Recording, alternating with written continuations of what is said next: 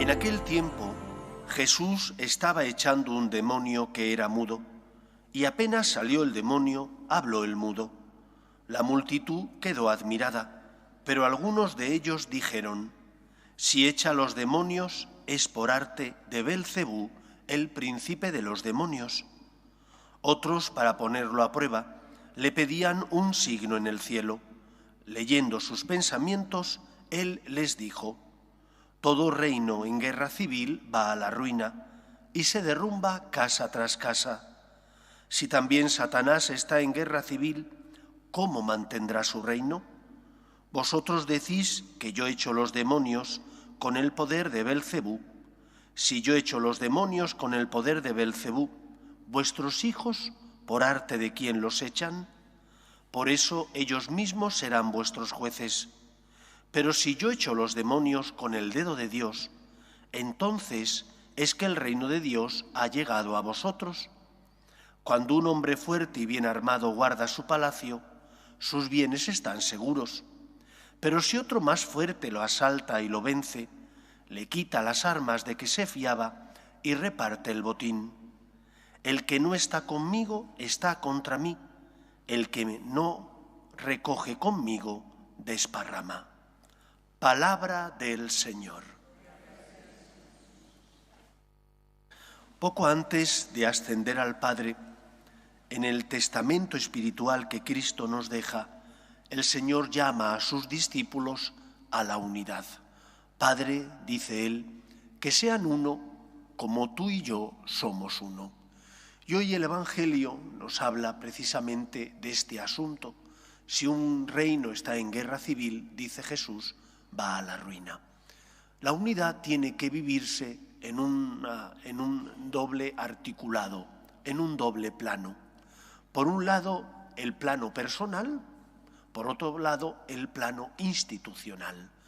El plano personal, cómo vivo la unidad en mis relaciones personales, en mi familia, en el trabajo, con mis amigos. Y en el plano institucional, como miembro de la Iglesia, cómo vivo y fomento esa unidad a la que Dios nos llama. En primer lugar, en el plano personal, recordemos aquella frase de Chiara Lubich, la fundadora de los focolares: más vale lo menos perfecto en unidad que lo más perfecto en desunidad. Se entiende que lo más perfecto en cosas que no son importantes, que puedo tener la razón en algo, hemos quedado que vamos a pasar el fin de semana en tal sitio, pero a lo mejor mi marido o mi mujer me pide que cambie de planes, pero si ya habíamos quedado, ¿y qué te cuesta ceder en aquello que no es importante? En lo que no es importante, no rompas la unidad. Es que la otra persona debería reaccionar con humildad diciendo: hacemos lo que hemos pactado, pero a lo mejor no cede. Bueno, si ella no cede, cede tú. Si él no cede, cede tú.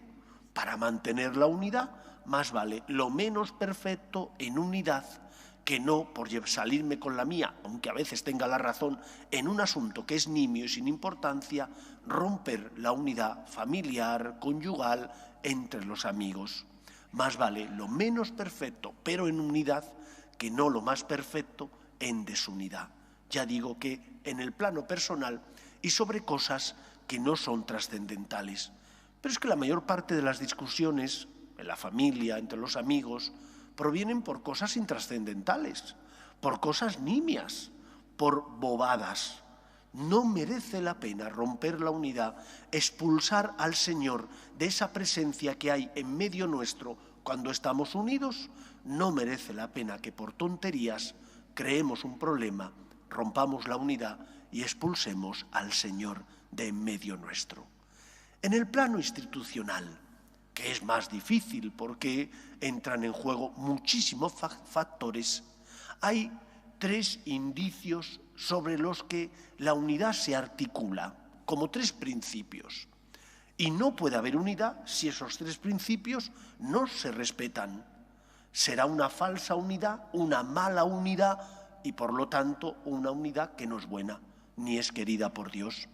Primer principio sobre el que se articula la unidad en la Iglesia: unidad de fe. Los cristianos tenemos que tener la misma fe. No puede ser que yo tenga una fe distinta a la que se profesa en el credo. ¿Cómo voy a decir por mantener la unidad? Pues digo que sí, que Jesús no es hijo de Dios. Pero bueno, si está reconocido como dogma que la segunda persona de la Santísima Trinidad se encarnó sin dejar de ser Dios, asumiendo nuestra condición humana. Para que haya unidad tenemos que creer en lo mismo.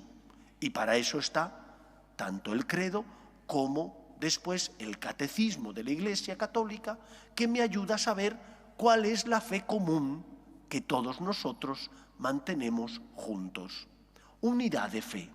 Primer punto sobre el que se articula esa unidad en la Iglesia. Segundo, unidad de sacramentos. Es decir, los católicos creemos que el Señor actúa por multitud de instrumentos, pero sobre todo por los sacramentos, que son 7 y que son signos sensibles de la gracia invisible. Y por lo tanto valoramos esos sacramentos como instrumentos mediante los cuales el Señor con su gracia auxilia nuestra debilidad. Y tenemos que tener unidad en esos sacramentos, no solo en el número, sino también en qué consiste cada uno de ellos. No puede ser que haya católicos que digan, no, la Eucaristía es un sacramento que es simplemente simbólico. ¿Cómo que simbólico? En la Eucaristía, tras las palabras del sacerdote, gracias a la transustanciación, ahí está el cuerpo y la sangre de Cristo, verdadero Dios y verdadero hombre. Bajo las apariencias del pan y del vino está el Señor. No es un símbolo, es la presencia real. Y por eso, para recibir al Señor, como mi corazón tiene que estar debidamente preparado, tengo que estar en gracia. No se puede recibir de cualquier manera.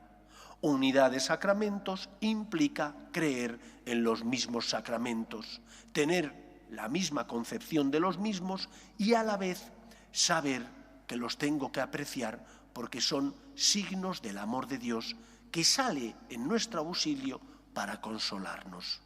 Tercer principio sobre el que se articula la unidad eclesial. Tiene que haber también unidad de disciplina, es decir, de las normas que se desprenden de las leyes eclesiásticas. No puede ser que en España haya unas normas y que en Hispanoamérica se vivieran las contrarias. Pero ¿qué unidad va a existir en la Iglesia si no vivimos de la misma manera? Tendremos que vivir igualmente, por ejemplo, la abstinencia, o los días de ayuno, o cómo tengo que prepararme para hacer una buena confesión. Esa disciplina que me ayuda a mantenerme en unidad con el resto de hermanos.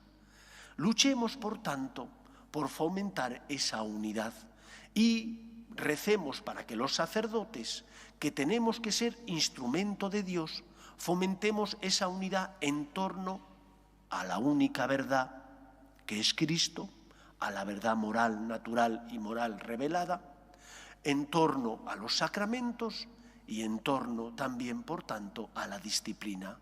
Unidad de fe, unidad de sacramentos y unidad de disciplina. Y de esa manera la Iglesia se mantendrá unida, siguiendo el deseo del Señor: Padre, que sean uno, como tú y yo somos uno. Pues que sea así en nuestra vida y en la Iglesia. Nos ponemos en pie.